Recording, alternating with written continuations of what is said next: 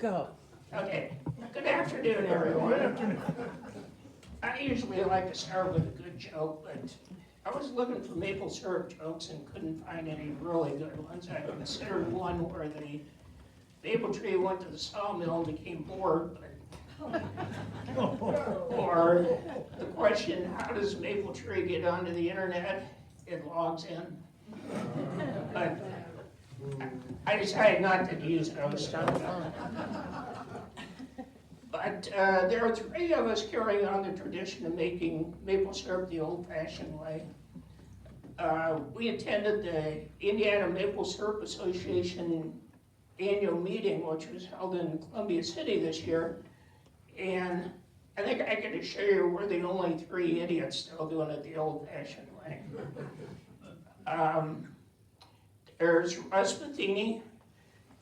When he was a boy, his family produced maple syrup commercially, and my great uncle Earl Craig used to produce maple syrup just for himself and extended family. And when he got to the point where he couldn't work the drill to drill all the holes, my Uncle Bill got involved, and then my brother got involved, and my cousin Terry got involved, and Terry's still involved today. So we're all interested in carrying on the tradition. Now, before I get into the slides, I want to cover something that's not in the slides. How many of you saw CBS News last night at 6:30? Okay, now we know why Nora O'Donnell is gone. There's only one. Well, they had a short segment on how difficult it is to make maple syrup anymore because of the climate changing. And the focus was on Maine, and pretty much the same way here. They're finishing up when they used to start. My uncle always said that you hang your buckets at the end of February. For the last 2 years, we've been hanging them at the end of January. If we waited till February, March is too warm, not gonna work. So this year, basically nothing worked. I mean, we got some, but it didn't work out too well, but we'll get to that. So, next slide. Before we get into making it the old-fashioned way, you've probably driven by houses where you see bags hanging on trees. Well, those are replaced buckets, and those are disposable. But, I mean, even the Amish don't make it this way anymore. Everybody goes to tubes, and they go, there's usually one guy in a community that buys the equipment. They get a reverse osmosis machine, which eliminates about 70% of the water. And then they go down to an evaporator. This is actually the evaporator owned by the president of the Indiana Maple Syrup Association. But he's got a place where everybody and his brother brings in, they send it in, goes through the machine, and they take it out. But we're gonna move on. The subject is how you make it the old-fashioned way. I just wanted to flip through how they made it the old way. So I'm kind of proud of our motto, made the old-fashioned way by old men. Now, to be honest with you, the original motto was made the old-fashioned way by old white men. But white men just doesn't work in this society anymore, so it's just old men. So, what do you need to make maple syrup the old-fashioned way?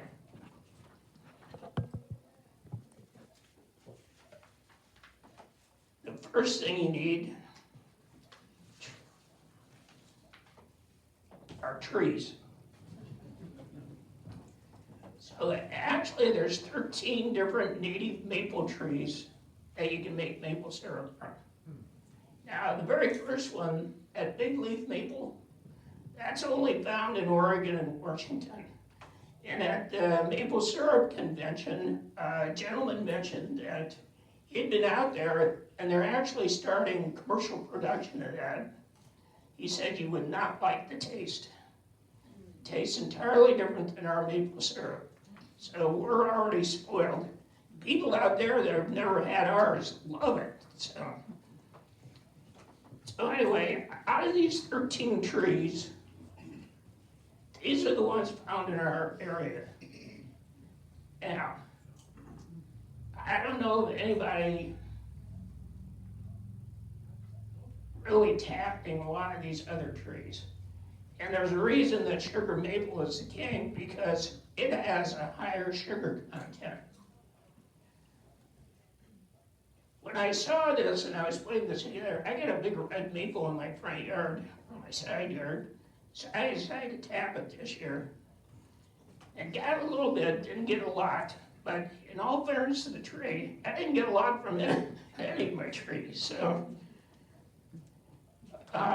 going down the trees, the reason the sugar maple is king is number one up there, sugar content, 3 to 5%.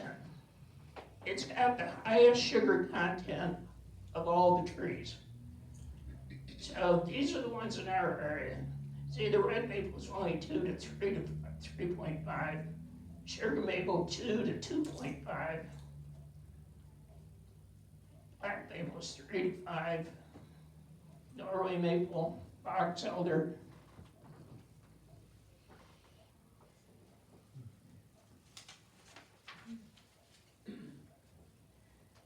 If there's one thing about this presentation that you remember, it's this next slide. I had lunch with a good friend of mine, my best friend, on Thursday. I had to go over this again, how this works. Ideally, to get maple syrup or get sap, you want it 20 degrees at night and 40 degrees during the day. You don't want it too cold, you don't want it too warm. It's the opposite of what most people think. When the temperature falls to near below freezing, the pressure inside the tree becomes negative and the sap goes up the tree.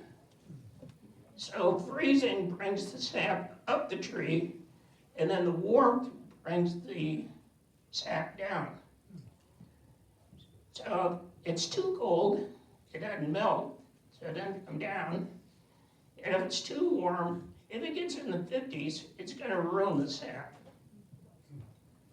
So if there's one thing from this presentation you remember, you want the cold to push it up and the warmth to bring it down.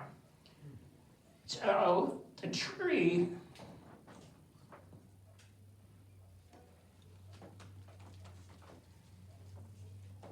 and the sap, actually, when it goes up the tree, it goes up the entire tree, including the middle part. But the sap runs best on the outer 2.5 inches. The further into the tree you get, the tree's denser and there's less sap flow. There is sap flow, but when you're putting your taps in, at 2.5 inches on the outside is where you want to be. You don't want to go in too deep. You're gonna get less. So, what equipment do we need to make this sap? So we're going to start with taps. I'm not going to show you a picture of my drill because it's not old-fashioned. We say we make it the old-fashioned way, but that battery-powered drill is, I'm not giving that up, I'm sorry. Now, when you put your tap, let me say on trees, the tree needs to be a minimum of 12 inches. If it's under 12, you don't want to tap it. Now, if it gets up to 24, you can probably stick a couple taps in. If you get a really big one, and we got some big ones, we'll put 4 taps in. But if you've got a tree and it's 12 to 18 inches and you're going to put a tap in, you want to put the tap in the south side. And the reason I say the south side is because when the sun comes out, it's gonna warm the south side of the tree first, and the sap's gonna run first. So when you go to collect your buckets, if you've got them on both sides, the south side's probably gonna have more sap. This other picture, this is a bad picture, but I took them, so I'll take credit. Before you put your taps in, you want to boil them, just to make sure you're not transferring anything into the tree.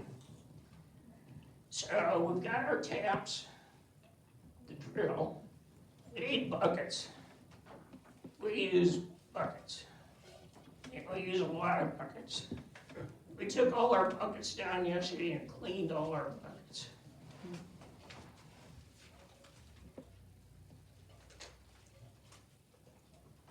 Now, once you have the buckets, we use a concoction tank to gather all the sap.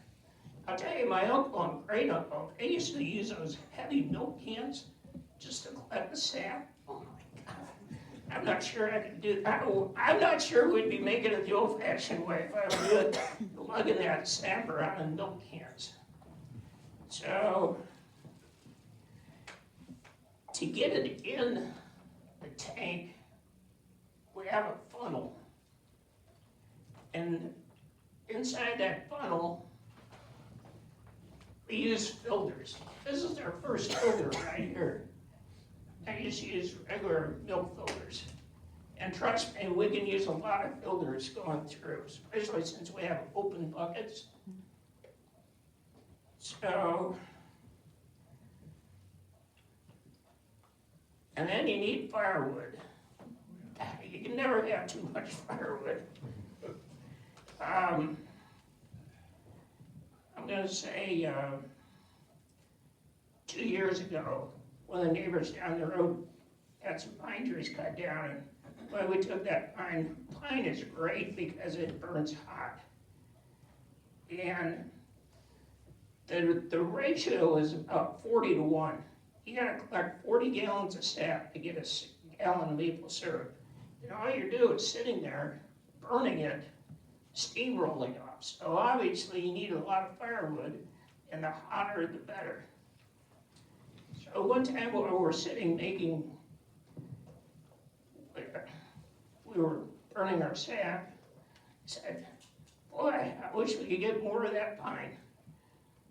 Well, little did I know, I need to be a little more specific, little did I know, that summer we had a wind, took out 3 of my big Norway spruce, took out 13 tops. I didn't want it to be my own wood. But we got more Norway pine. But the good news is that same wind went on both sides of our house and took out these trees.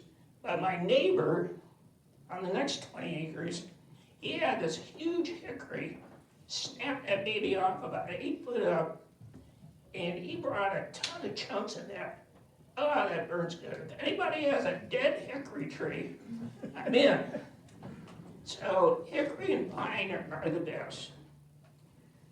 So once you've got these things and you get your sap up, you need a pan to burn it in. Now that's my brother on the left. When we did it at his house. Started at my Uncle Earl's, then we did it at Mike's.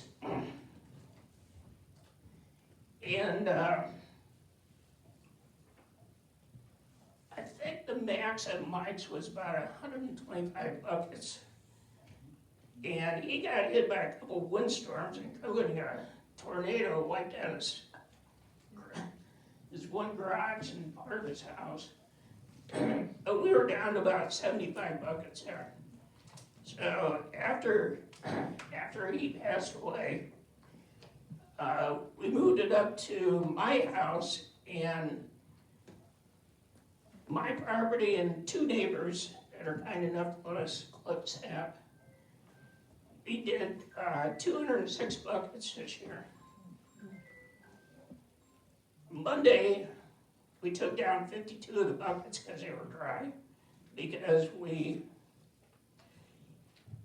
the key is, again, to find that 2 to 3 week opening, Because once you put your tap in, you've only got 2 to 3 weeks before the tree starts healing. And trees are like people. The younger the tree, the faster it's going to heal. So we put them in too early, but even if we put them in later, I'm not sure we would have got any more staff. But we pulled 52 of our buckets on Monday when we did a collection, and we pulled the rest of them yesterday. We were hoping to have some, we didn't have anything, so I threw it out. But went backwards here. So when we were doing the mics, we had 3 pans, and actually in that shed behind Mike, kind of in the darkness, you didn't really see it, but there was another big pan that had a hole in it. So we talked Mike's father-in-law into fixing that other pan. You not only need the pan, but then you need a stand to go under it.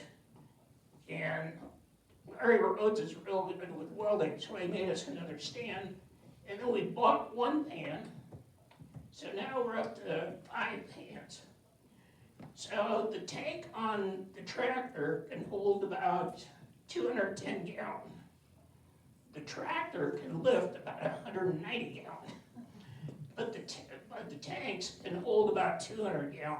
So we can get around and fill the tanks and then go back. So with the pans, oops.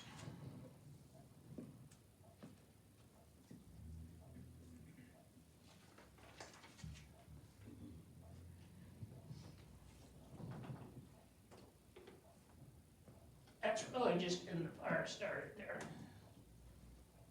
Hey, John?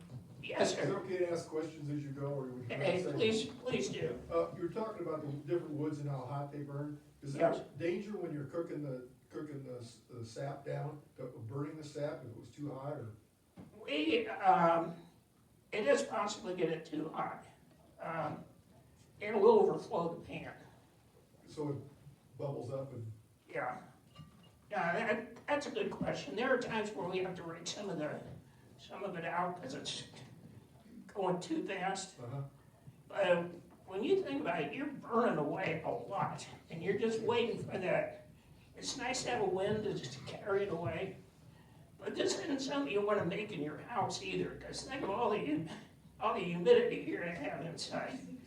You're going to have a lot. So, and these are the original pans. My uncle's been featured in a couple of newspaper articles. One was 1980 in the South Bend Tribune, when it was really a newspaper. It's a magazine now. By the time you get the news, it's like a magazine. March 29th, made the old-fashioned way, showed my uncle. And then the Plymouth Pilot ran another story in 2002, baking syrup, sweet business for 84-year-old. There's a picture of my uncle. Of course, my brother had to get his face in there too. But, so those pans have been around. And Terry and I have talked about the stands aren't level. So, and of course the pans aren't really level either. But you get a problem when you get down toward the bottom of the pan. If you got one high spot, you really got to move it all out to another pan. And when it comes to cooking, you want to keep as much surface cooking as possible. Because once you get it all down to one pan, you got to wait and wait and wait. So, there's another picture of it just burning. Now my neighbor, Don, he likes to help us collect. But when we get to this point, he doesn't just like watching paint dry. But actually, this is the good part. This is where you just sit around and come up with some questions. And I'm gonna cover some of those questions that came up when we get down there. The Wall Street Journal they have a cartoon every time. They had one that said, a guy sitting there looking at the wall. I like brush paint dry. Well, I cut that out and gave it to him. So, a couple more things that are important are skimmers. When your sap is burning and you got stuff on the top, you can skim it off and just dump it. I'm sure those are, at least the ones homemade, I don't know how old those are, but they're pretty darn old. Maple syrup will tease you a lot. It'll get to this point right here, and then you think it's gonna foam, and then it goes back down. So, that band right there is what tells you when it's done. It's a different fizz. I don't know how to explain it. It's just different, and you know it's done. Well, we always do it the old-fashioned way, you know, but Russ Matheny thought we needed a hydrometer, so he bought one. And it uses a brick scale. 1 degree bricks is 1% sugar. The sugar content needs to be 66 to 68%. That's when it's done. Well, that's 66 to 68%. So Russ bought this hydrometer and he kept testing it. 49, 54. He's charging it $5 every time he tests. But the good part is, it was on credit, so. But that's exactly what you want to see right there. Yeah, the FDA says there are 4 grades of maple syrup. And they say there's a taste difference, but really it's all on color. The later in the season, the darker the maple syrup. Your lightest color is going to come out first. And every proceeding is going to be darker and darker. There isn't anything you can do about it. But of course the consumer likes the real shiny, clear stuff. That's very, very hard to get. So, where we differ, doing it the old-fashioned way as opposed to today, is filtering. There was one guy at the convention, he talked about makeup. He collects his syrup every night, regardless how much, how little he's got. But he's got a machine to do it, so he doesn't have to crank up a fire. But he goes through 7 filters, 7 different. He pushes it through 7 filters, and then at the end he says, "You know, I just don't get the taste that other people do." Well, I didn't answer. I didn't say it. But what we do, once we collect it and put it in big containers, we'll let it settle for a week to 2 weeks. We'll just let it settle. And then, so we have settling time. And then, once we're ready to can it, I'll take, my wife and I'll take cans and we'll put them in the dishwasher, crank it up, wash all the cans, get them down there, and then heat up the syrup. It's gotta be between 180 and 190. You know what? It's just gotta be in that range. How they did it in the old days to get at that range, I don't know, but it's gotta be 180 to 190. So those cans that we clean, I'll put them in the oven and set it about 200 and get the cans warm. I'll take the lids and, well, that was just starting. I did this one by myself, so it's hard to take pictures and do stuff. But I'll get that boiling, and then I use a dipper to pull it out. And at the end, we've got and we're only skimming off the top. We're gonna let that bottom in that can, we're just gonna throw that out. We're skimming off the top, and I've got a very fine strainer. My God, they were aghast at the maple syrup. We don't use filters, but it's the old-fashioned way, what can I say? So we use a jar funnel and the strainer, and that's pretty much our process for cooking.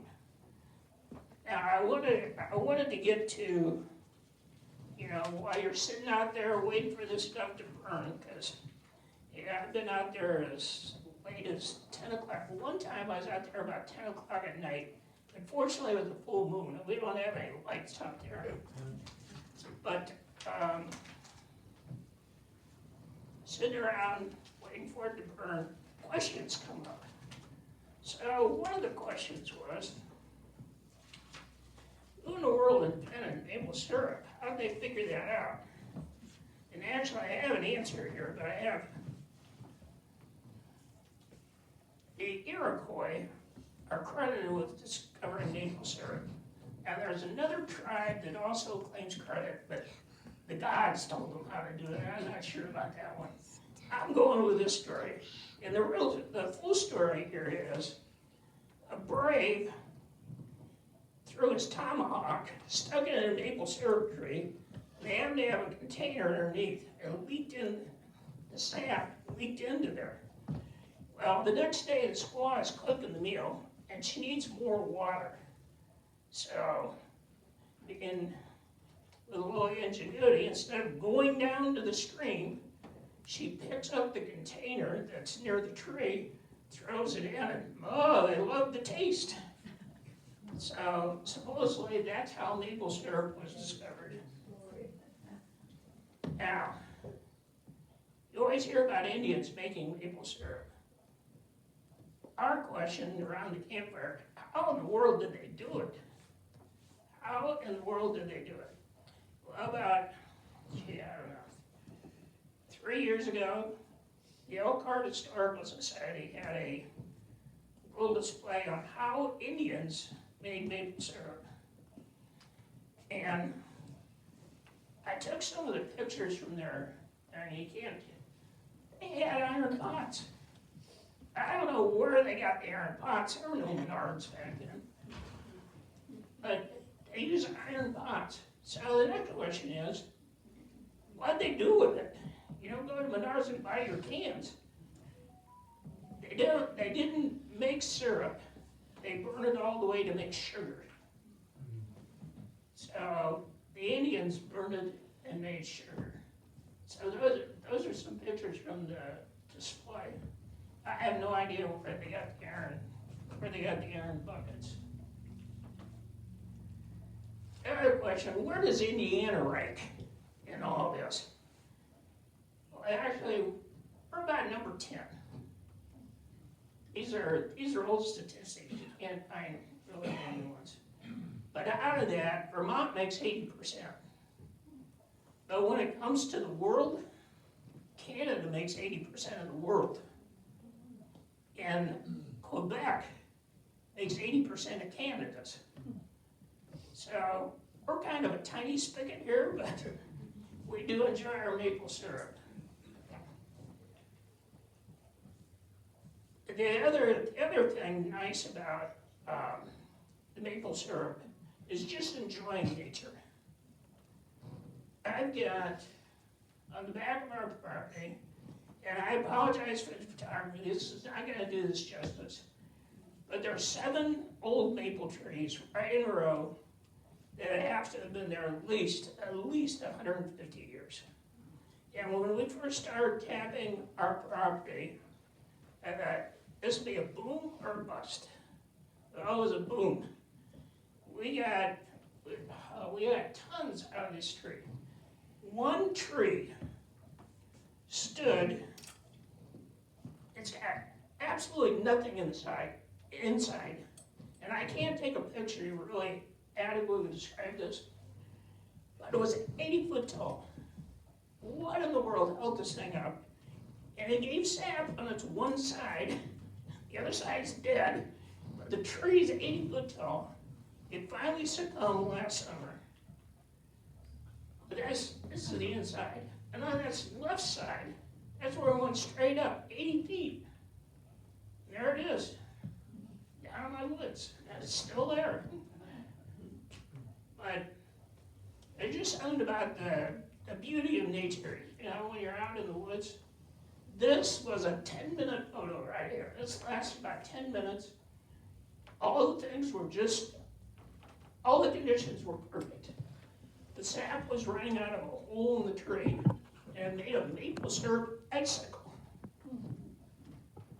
And you could just see the sun, kind of a little twinge in the back. But it didn't take long, that was melted and gone and never to be seen again. I thought that was pretty terrific. And hey, sometimes it's just in your day, you know. Ice is another thing you have to deal with. Ice is bad. Oh, I'm up. Ice is bad because it slows everything down and it just takes a lot of time and it's cumbersome. So I keep a scorecard since we started at our house. So this year it'll be 206 taps, 4 burns, and I'm still canning some, but if I'm lucky, it'll be 20 gallon. Lucky. So, washing buckets yesterday, and you gotta remember, I'm doing this while washing buckets. My cousin Terry and I decided what our strategy is gonna be going forward. Tony, if you're out there, turn off your hearing aids. We're adding 30 buckets. We figure with the neighbor's tree, we can do another, we're gonna add 30 buckets and taps. We gotta concentrate on those few good runs where you get. So if we can get 3 or 4 good runs, we'll do well. My goal, my personal goal, don't ask me why. I always want to do 50 gallon. I want to do 50 gallon. We did 45 gallon last year. If I hadn't gotten sick, we could have done 50, but there was always next year, but this wasn't the year. So our plan is to, our plan is to add 30 buckets and taps and see how that goes. We're gonna double down. Oh, I go back. If you notice up here, I got 20 and 16. That was the first year I put my sign together. One's gross and the other one's net. There's the 4. Had a little accident, but fortunately nobody got burned, so that was good. So that's when the maple syrup, and they were excited to announce that actually in 2029, mark your calendars, the National Maple Syrup Association is coming to Indiana, and the national is going to be in Shipshewana. So we may be a small producer, but hey, we have folks at the top that make their voice heard, so that'll be cool. And finally, I'm going to end with a joke. It's my first time donating, and all the pancakes should be giving away too. Does anybody have any questions? They guarantee me I get no tough questions, so. I had a few, but I like to, when I'm making some, I do 3.5 gallons at once, because that's all I can do on my 2 burners. And I get about 8 to 10 ounces of syrup when it's all done. But while that's cooking, I like to do some in the, bring it in and put it on the stove with the sap, and I cook it, and I put it in the refrigerator, and I drink that sap. I really like that there. It's a sweet water, like a sweet water thing. Yep. Anybody comes along, a guy stopped yesterday, one of our friends, I said, here, try this. He said, oh, that's pretty good, that's sweet water, like. So I do that there. That's a good idea. There's a lot of flavored waters out there that you can buy. Well, that's what the book said, the Indians used to do that to cure themselves through the winter, after the winter. That was interesting, the way the Indians did it, with those iron pots. In my mind, I never saw Indians transporting iron pots. Well, the story's pretty long. Yes. Well, John, you'd have to think, you know, there was photographs, so when did photography come in, 1850s, 60s? 60s. Yeah, I'm taking a photo that they had on the wall there. Oh, Yeah. but, so we would've had iron pots, you know, at that time, and they probably were just trading with the Yeah. Settlers. settlers around, yeah. Just mentally, that wasn't my I vision, though, you know. Probably had a microwave back there too. Yeah. So, any other questions? Yes, and then I'll get to you. That's fine, you go ahead. You first. Pardon? This was our first year for trying it, just as experiment. And we bought these kind of taps. Yeah. The only thing we weren't sure about is that, like, the kits came with nails. So we had to put nails in the tree to hold the bag. Ooh. Yeah, and then, of course, you know, you feed this in here. It was only a quarter-inch hole for the tap, so Yeah. I've seen a number of people where they use bags. They'll set the bag on the ground and then tap. Yes, so unfortunately, then we're also having sap coming out the nail holes as well. So it was a learning experience for us, but we got probably 10 to 12 gallons of sap from our trees. Okay? And this is what, I mean, it tastes delicious, it tastes like brown sugar caramel, but I never got it thick. The first one that I tried, I only got 8 cups.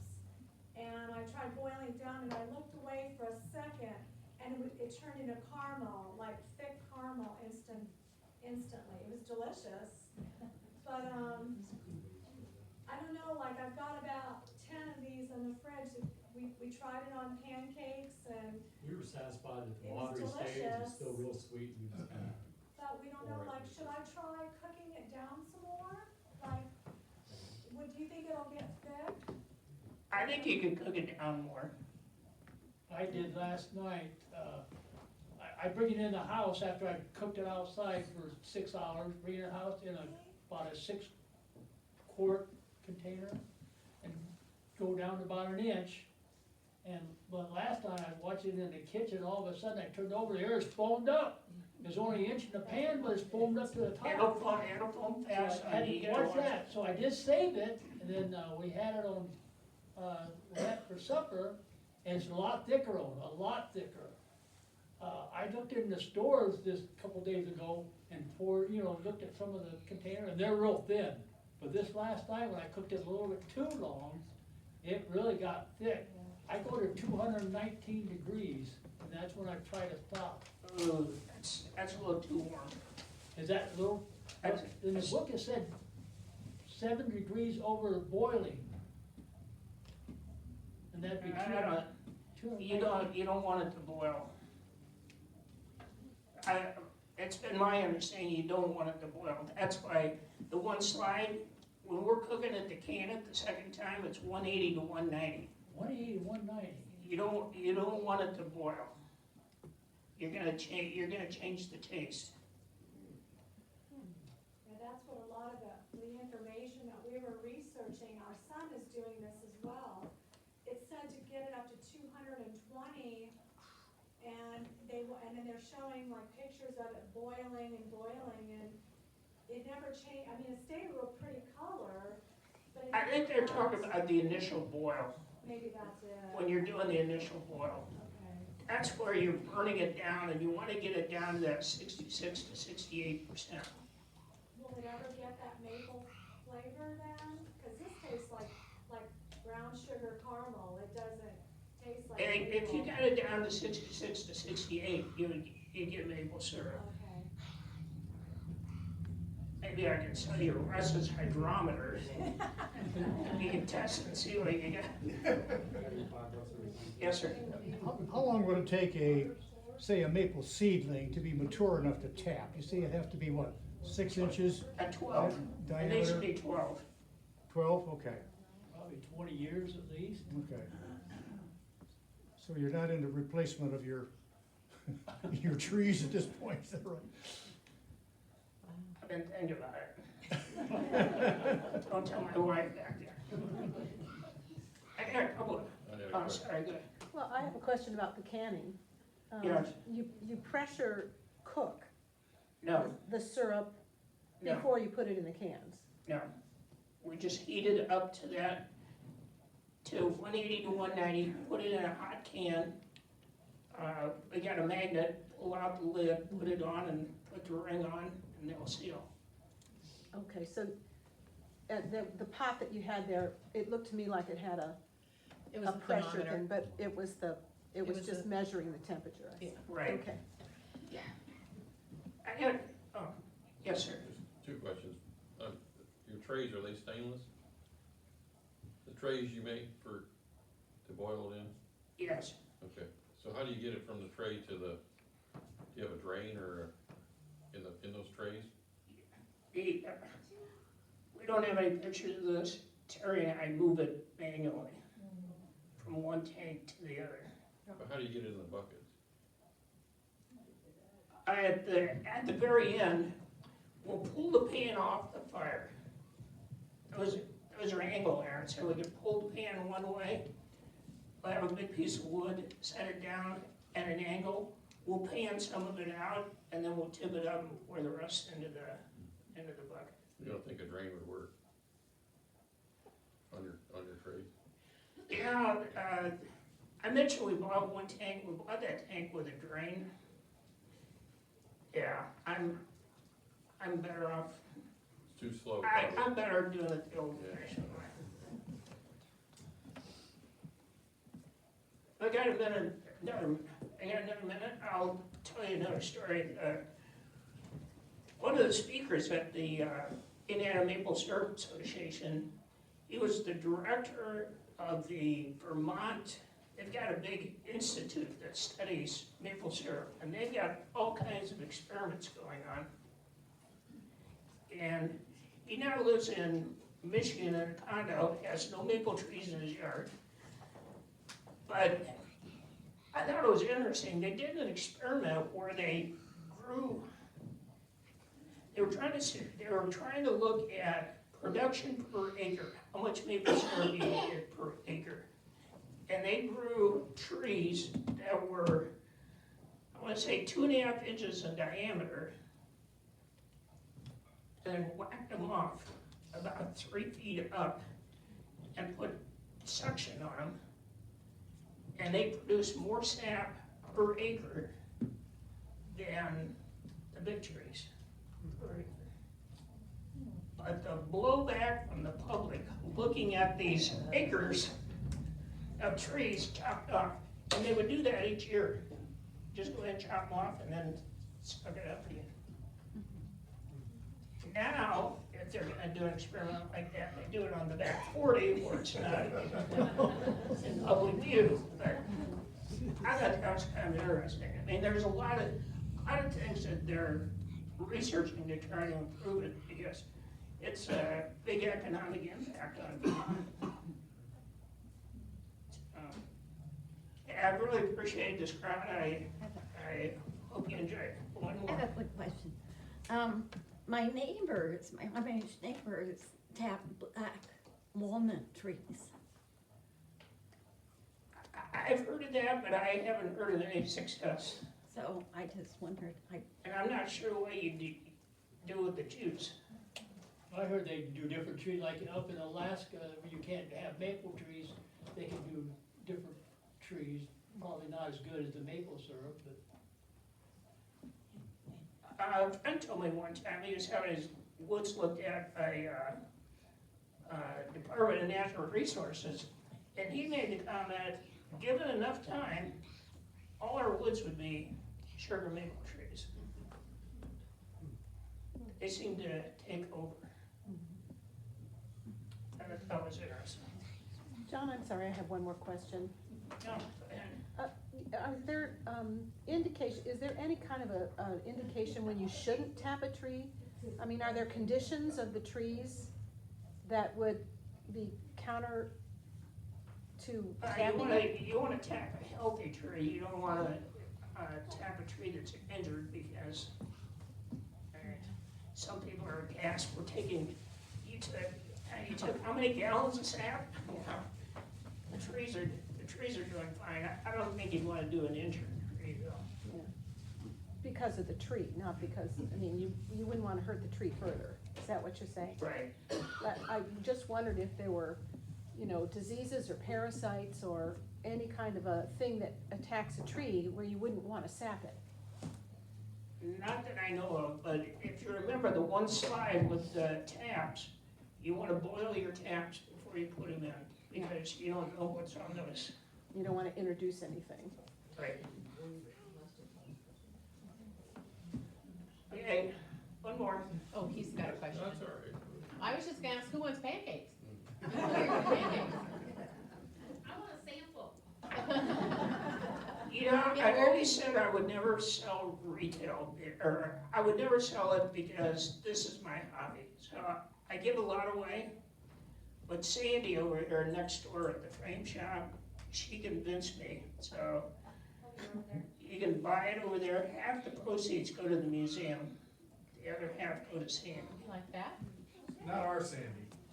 No. Not our Sandy, Sandy over at the frame shop at her gift shop.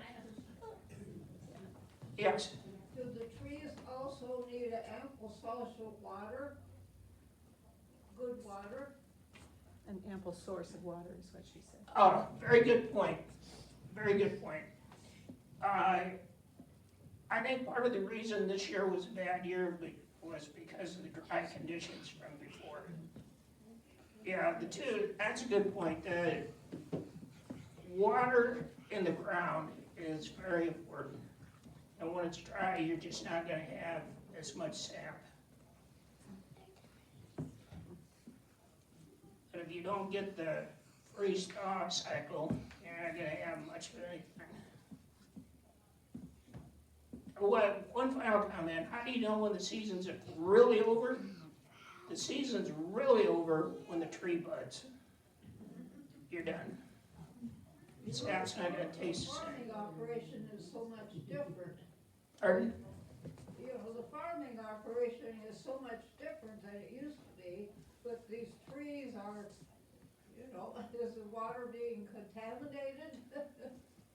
No, it's like farming, you need a lot of water. You have to have a lot of faith in the weather conditions, so I guess it is like farming. Any other questions? When you tap, you don't tap in the same tap the next. No. No, we'll drill a new hole. I considered that, since we tapped so early, making more holes, but I didn't want to make that many more holes. All right, well, thank you very much for having me.